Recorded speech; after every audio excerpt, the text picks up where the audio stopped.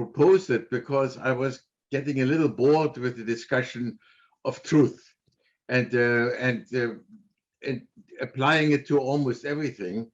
And that had to do with dismissing basically other kinds of ways of thinking.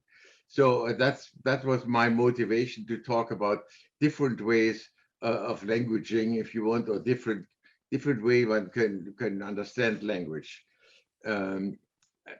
Let me just put my slides in there, if I can. Share screen, the green button. Yeah. Is it visible? Not yet. You do share screen, and you need to choose a screen if you have. Yes, now it's there. I think. Coming. Yeah, Okay. But I see it now. It's not in the right spot. Okay. Now I have lots of other things in front of me here. Okay. I don't know what to do here, but I have to get rid of things. Okay. Do you have that in front of you? Yes, 4 theories of using language. My cover slide. Well, let me say, I started out, as you know, to present this table. In the meantime, a bit revised. I use this actually in my class to start talking about different languages. And I would like to say also, it's not meant to be alternative ways of talking about the singular concept of language, rather than different ways of using language in different social, if you want, circumstances or other kinds. So that just to start out. And I want to talk about these 4 different ways, starting with the abstract objectivist notion.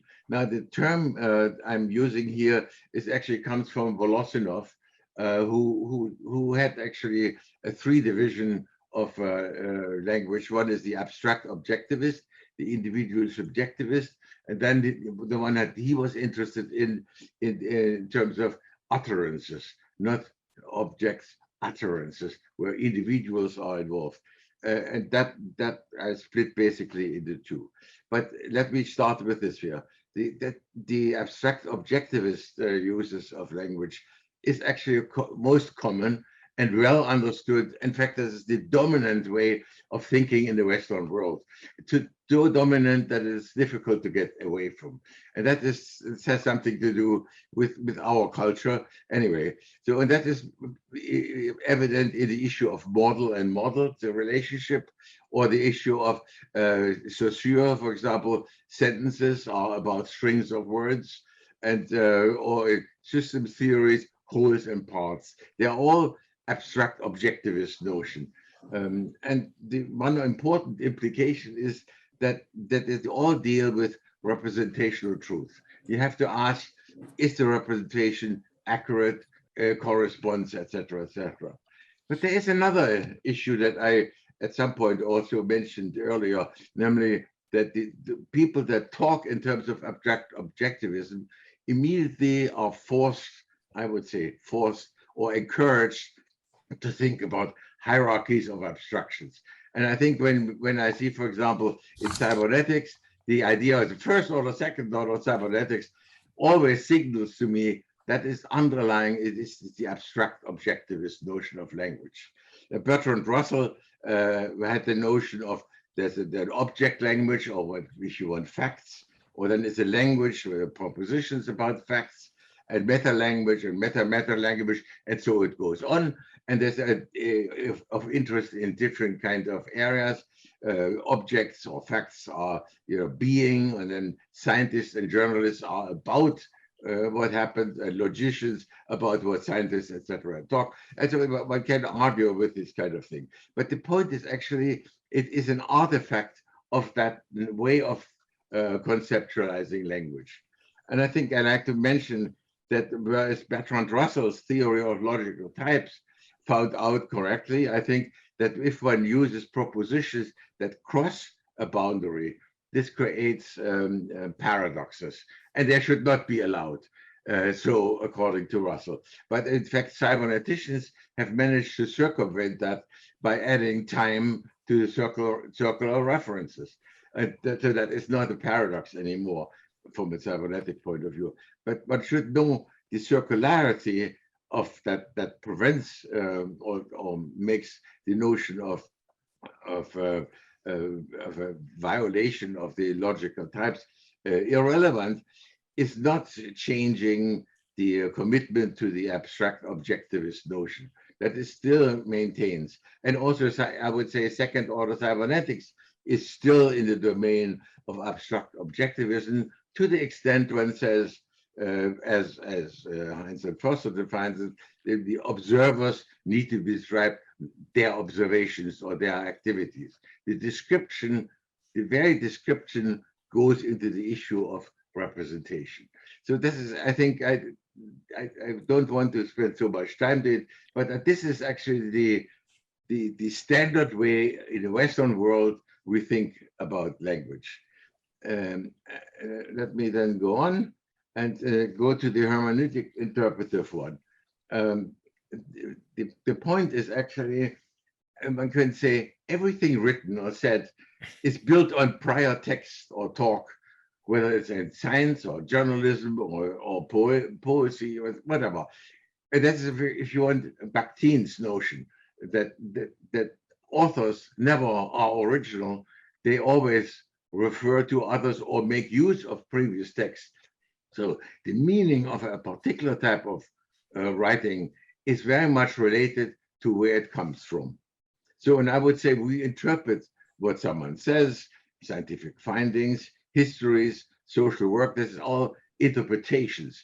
And it has not inherently to do with issues of truth. So I would say all interpretations can be considered interpretations of interpretations of interpretations, etc., etc. So this notion of this form of language actually leads automatically to a conception of networks of interpretation. Then language is what supports networks of interpretation. The connection between one interpretation and another is actually common sense. So, for example, in scientific work, we make citation. We don't present an article with objects, with truth. But actually one kind of author and another author, etc., etc. And the dictionary entry is always within language. One thing conforms to the other. Logical implication or legal findings. When you think of what happened in court, this is always words imply other words, etc., etc. So I think the notion of a hermeneutic interpretive form of language is very much embedded in our practice, not necessarily that we talk about this, but so I would say the meanings is what supports a meaning of an interpretation is what we use as support. I'm used to actually, I'm not so sure if I should get too deep in it. If you think, for example, if you want to interpret the sentence, the banks are not likely to give loans to black people. Well, the implication is that the banks are at fault. At the same time, if you say black people are not likely to get loans for banks, the implication is that something is wrong with black people. So the point is actually the facts may be the same, but the interpretations have their own kind of dynamics and relationship.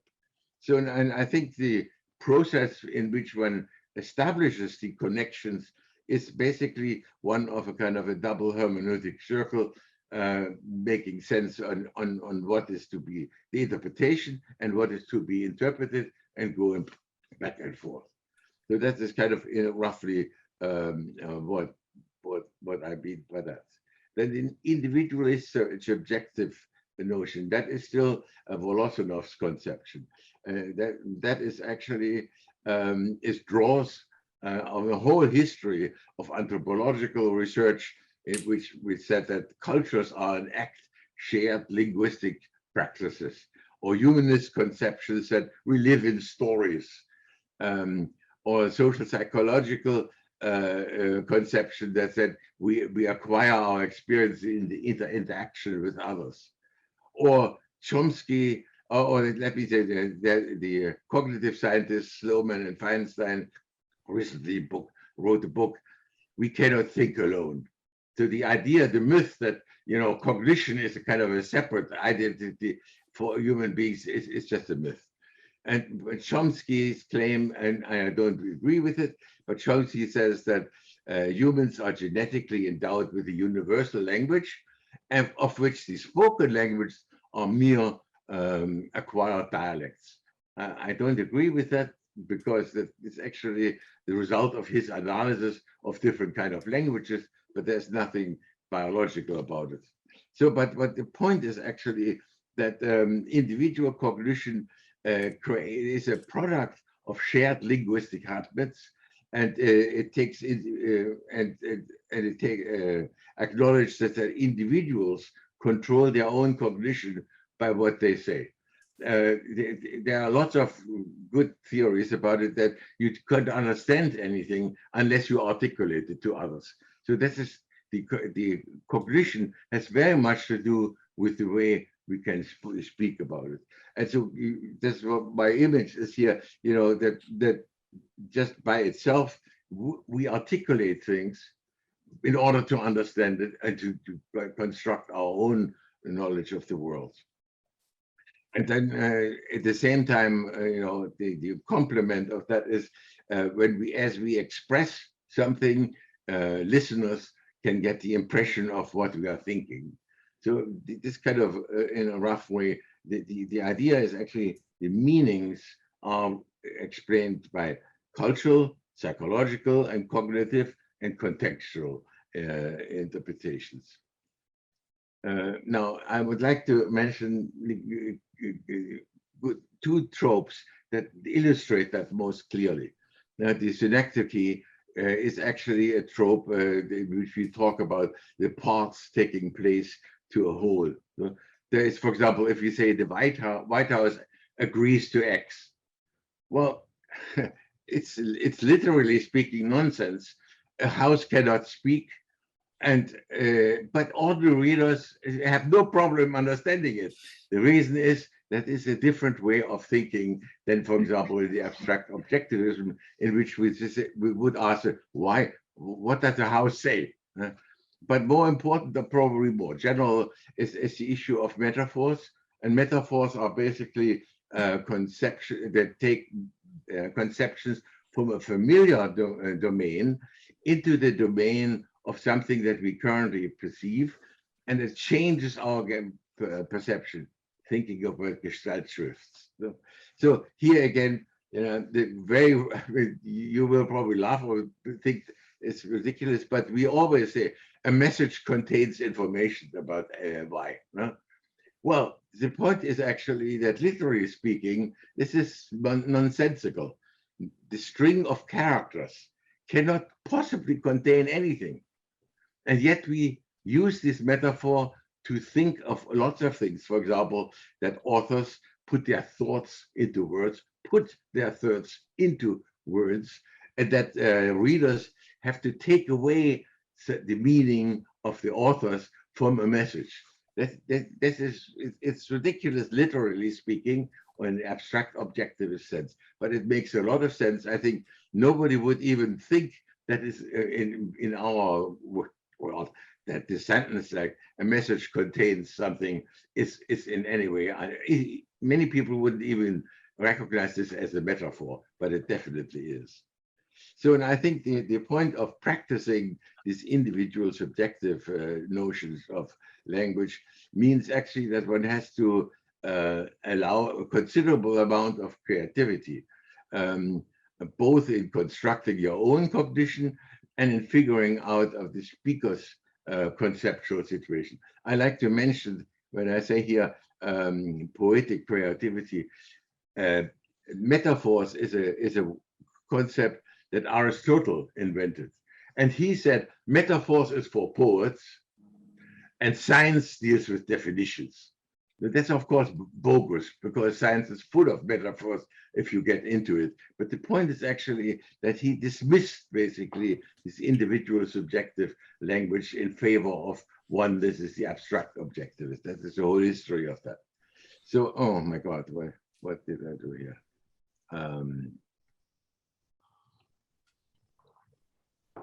Let me see. Yeah, that's why these two tropes that the point of the criteria, what kind of criteria are used for accepting this interpretation. There's first of all, there is the issue of the author's or the speaker's integrity, namely that they are honest in expressing their cognition. And the second one is that they're consistent with the cultural habits so that other people can understand that. And I think when you think of the metaphor of messages contain something, everyone thinks that way, and so one can use it. Let me now talk about the conversational, constructive, or constitutive notion. And let me just use three separate examples to demonstrate this. One is the human agency, social organizations, and social theories. Now, human agencies, I would say, involve drawing distinctions in the world of their diverse experiences, creating alternatives as a result of having drawn distinctions. They don't exist without having made the distinctions, and enacting the choices, and then in view of a lot of kind of things like what one wants to accomplish, what other people say about it, etc., and assessing the consequences. My point of mentioning this is that human agency is not observable as such. You never know when someone speaks whether he has been thinking about it or he's simply recording something. When someone acts, you never know the intentions unless, and that is important, unless the actor explains what he intends to do or what it means. And so one can again say human agency is just not observable, it's not experienced except for yourself, but not experienced from others unless there is some verbalization in it. So it's part of language that explains the human actions. So, and I think, for example, lots of speech acts, and a good example, promises, declarations, even the message, this display must be identified as performed, as such, as explained, and then it constitutes the reality. So here the explanation is part of the reality, is an essential part. Incidentally, the notion of an American constitution is perhaps also interesting because before it was enacted, it meant nothing. But as soon as it was written down and lived, then it is constituting a reality. So I think the important is also, it's not just an entirely individual concept, it has also to do with agreeing, lots of people agreeing with the kind of construction. So if I could say, you know, I intended this, and even though it's wrong. In fact, court proceedings are typical in trying to establish whether something was intentional or not, automatic, etc., etc. So here you see this conversational constructive notions in action. But the second example is social organizations. Now, social organizations, to me, are viable to the extent they are reconstitutable. Now, when I talk to abstract in the sense of critical cybernetics, I know I got lots of negative flack, but I still insist on it. The university doesn't exist when nobody is there, but when people admit or make a commitment to enter the organization, then there is a chance that it is viable. So now important is that the conversations are probably, for me, the most efficient evolutionary practices involving human beings constructing social realities, whose complexities may be well above individuals. But now, the social organizations are not viable only because they are reconstitutable, but also they have to act and be alive, if you want, in networks of conversations in which the members enact their conception, their narratives of what the organization is, should be, and their role in it. So this is kind of my image. You have a lot of agents, human agents that have conceptions of in their own what an organization is like, and when they come together, they in fact form the very organization that they have in mind, and then they can also go away. So that a social organization is always something that exists only for a moment when people interact. So, and I think to me, again, the viability, reconstitutability, and activity, the network of organizations, is secondary to the members' human agency. If there's no human agency, there's no organization. Let me now use the third example, social theories. And I want to say, qualify it, social theory of ongoing social practices. When they are published, they ought to be enactable by those theorized. And this is because whenever literary human beings are exposed to theories about them, they may alter their conception of themselves, of each other, and change their behavior, thus invalidating the representational truth of its theories. So this is kind of the image that I think one has to have in mind, or I have in mind. There are social interactions. They feed on each other. They have a certain momentum, and that is done. But as soon as social scientists observe, describe, publish, and re-enter it in the social interaction, it changes the old social interaction, or it can at least change the social interaction. So I think there comes down, which I'm quite sure will cause a ruckus among some of you. I would say it follows that the God's eye view of published abstract objectivist theories of lived social phenomena is socially irresponsible, if not dangerous, as the human agency of those theorized is diminished or denied, effectively promoting authoritarian conceptions of social worlds. And that is, I think, one of the motivations why I'm very skeptical of systems theory that does not take into account what people think and say, etc., etc. A classical example is the bell curve of human intelligence, which you no doubt know. It shows that Black people are consistently below average. The explanation is, and I would say it's inappropriate, the explanation is that intelligence is genetic. The consequence of publishing that is, if someone asks for a job, a Black or white person, why would one hire a Black person if the job involves some intelligence? Consequently, if this practice continues, that means the Black population stays always on a low level of the bell curve. And there are numerous other examples. For example, publishing results of opinion polls, they have actually a consequence of changing voting patterns. Or in 1929, the economic crisis was initiated by published predictions of banks running out of money, stimulated massive efforts to withdraw. The banks didn't have cash available, and an economic crisis followed.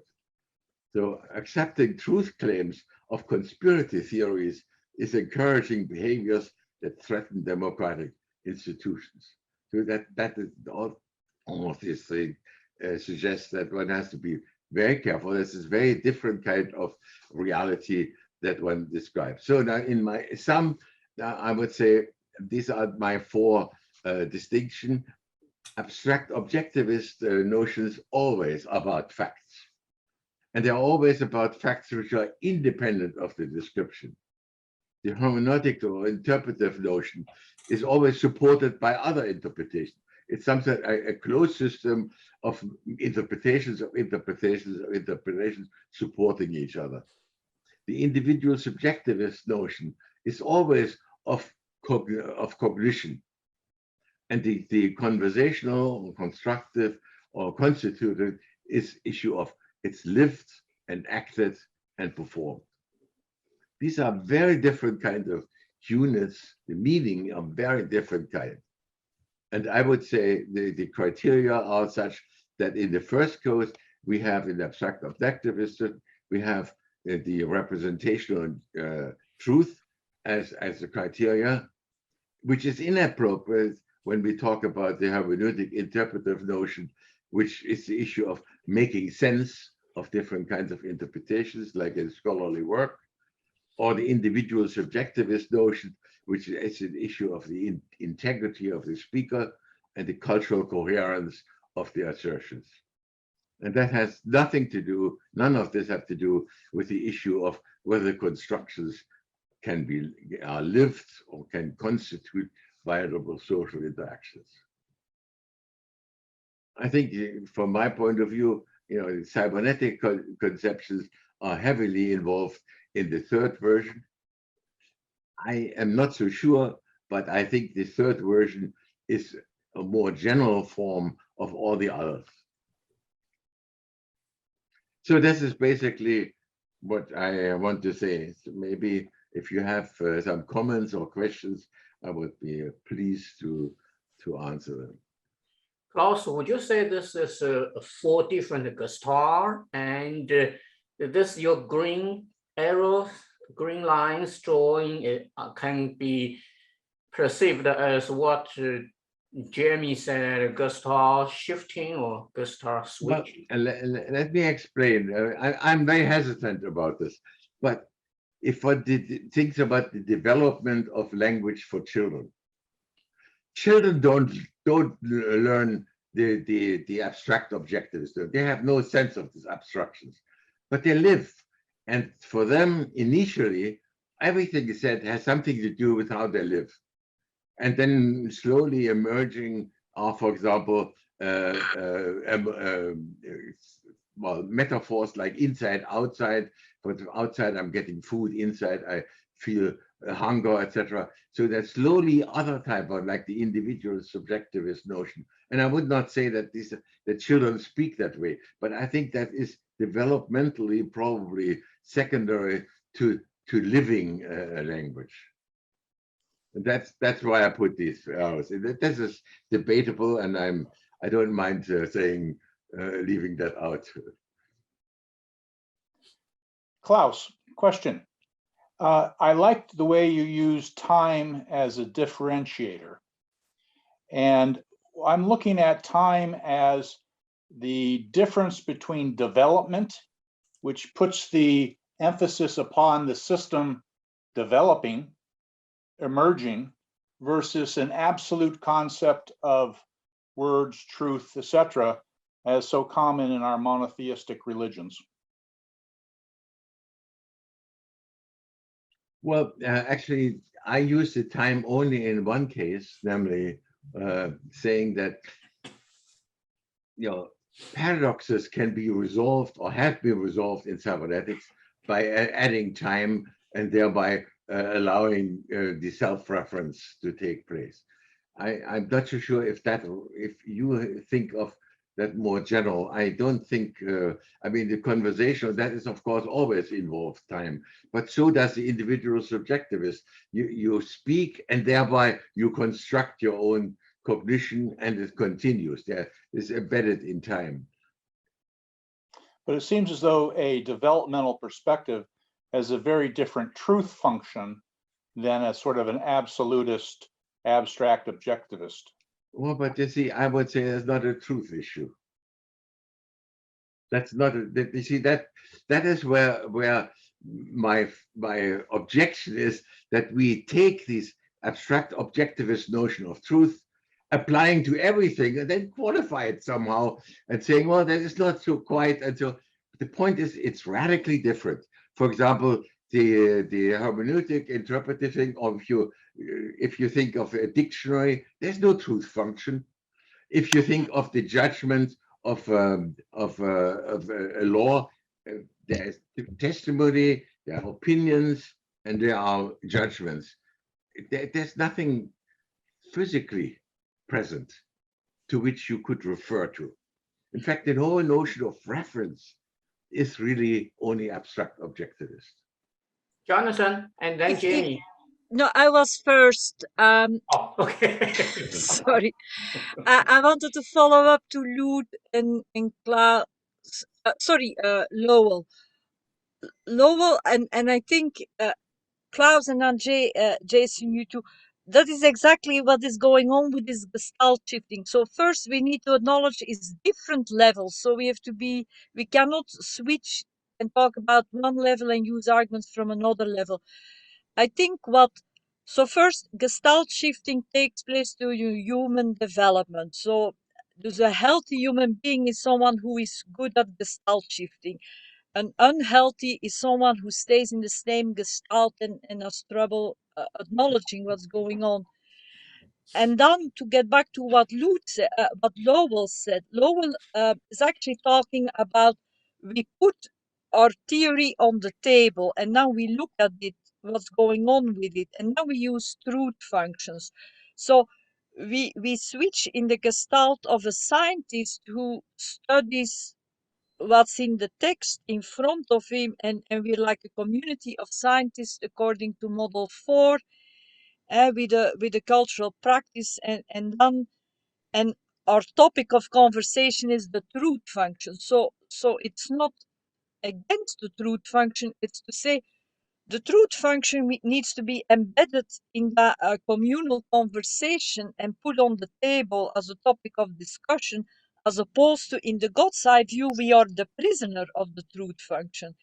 And so we try to switch out of that prison, and that I think is kind of the thing that you all three are discussing, I guess.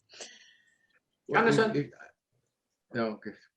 Okay, so I wrote to Klaus earlier on saying that I've been looking at this problem for some time, and I call it viable language, which I'm really glad that for his conversational, constructive and constitutive ones, he's called it viable social interactions, because I see them as all part of one viable system.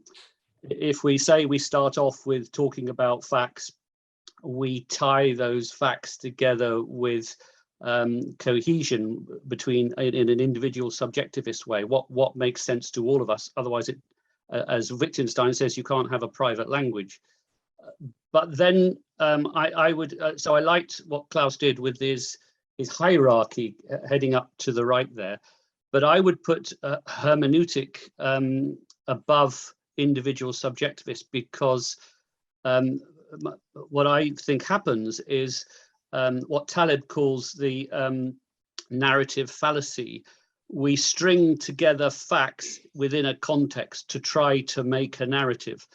And this is where it comes back to that truth thing that Jamie's talking about, is when we have situations that don't fit those facts, we make them fit the story.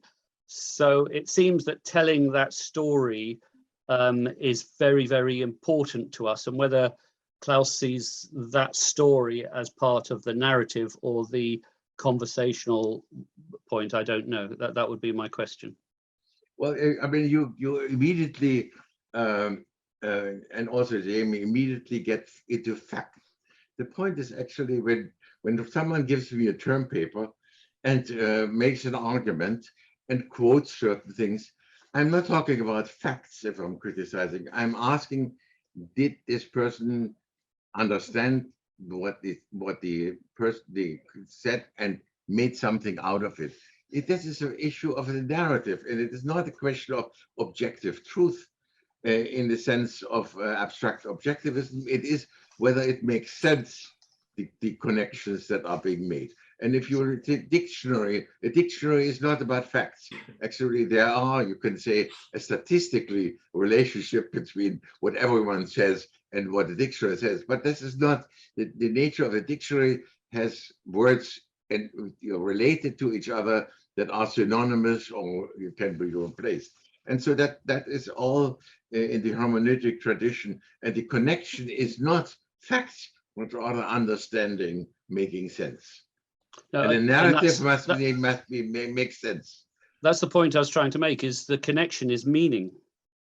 Meaning, yeah, or making sense, yes. And it must be shared in some ways. Not must be, but I think It is typically shared. If someone gets to be a term paper and cites crazy things and does something totally different, I say there is no connection. Make a connection. Lloyd, So that this making sense or understanding is the critical issue to me. Yeah, I would like to add very quickly. I didn't talk about facts, Klaus. You're the one who introduces. I personally, I always say we work with statements of facts. And that's precisely the problem, that we talk about facts as if they're not very statements of facts. Lloyd, my point follows up on Jamie's. It has to do with the rightmost column of yours. There's an emphasis on lived and act performance, and I'm doubtful there. The famous place where this came to be is Alfred Schutz's critique of Husserl. Yeah, Alfred Schutz also emphasized that it has to be lived, and that it is. He even makes the point that as long as we are born from women, etc., etc. And I'm not sure. I think the biology is. You rightly made that point in a certain sense, but you didn't draw the conclusion that it is a genesis. It's how things are being shaped. And once the system comes to ripeness, the control system shapes has a feedback arrow on what is being lived. And to say it, as you say it here, that constructions are lived and constitutive, may be inclined to reductionism to sociology, to biology, a reduction of the sociological domain to biology. It's just a kind of thought. Do you have comments? Well, I don't think this is a reduction. I think even in a big system like your university, yes, there are so many controls. The point is actually, if nobody comes, the university is dead. We need to see this now with the COVID. There are so many changes in the organizations, mainly because people don't show up. In the United States, companies don't exist anymore or change their way. The point is actually, whereas system theories think from top down, and I think from below up. And I no doubt the abstractions of a system, they must be somehow lived. And that's the reason why I had this one image by saying you have to have a conception of the organization. At least you're part of it in order to join and to make it livable. The lived dimension, I would say, is generating the variation. Yeah, the variation is of course part of it. But I think in general, the systems theorists, they don't allow this kind of human agency to be entered. Jerome. Yes, can you hear me? Yes. Yes. Yes, I have been reading the slides. I came in a bit late, but I'm just curious, Klaus, what you think about the role of something like theater. If you look at a person like Bertolt Brecht was very much focused on removing people from one particular context within his theater, his plays, and putting them in another. He talked about alienation. So how would you see that within your rubric here? Well, I think I mentioned speech acts. And I mentioned, for example, Gregor Bateson's long article, "This is play." If you say so, this is only a word, but if you then enact something that is consistent with what you say, that constitutes something else than we play. And the same is with theater. You go to a theater and you know that this is, or you are told or whatever, you know that it's just something, it's not real. It is using real people, but the interpretation is that it is a theater. So you learn probably lots of things from that. The point is actually it is enacted as explained. In the ancient time, the theater was lived also. Yes, yes. Well, actually, this is even now, I think many good theaters have an impact on how we live. No, So it was an idealized form of living. Yeah. For the old Greek. Mhm, It's a separate issue. mhm. So how, Klaus, would you explain then where you have, as you say, from the bottom up, a lived experience of a large number of people who creates a abstract view, but somebody higher in the hierarchy creates an ideal that they want to impose on the people below. So there you have a lived experience that of what would constitute how people are living and acting and performing, but an idealistic, maybe a totalitarian regime or something like this, who is saying, no, this is the way it must be. So you have top down meets bottom up, and you have a discord. Well, actually, this is I have written about it, about power issues, and to me that is a good example of attributing the evil intentions of the superiors. The point is actually that even when you have the power to impose your view, you have to have people to submit, and without submission, there is no power. And we have to see that as a relationship, and that goes back to the people who submit. If you think, for example, of American politics right now, and with Trump, well, Trump has power not because he is Trump, not because he has a physical energy that most people don't, but because many people submit for a variety of reasons, but they submit, and that makes him powerful. So for Jamie, it's a circularity.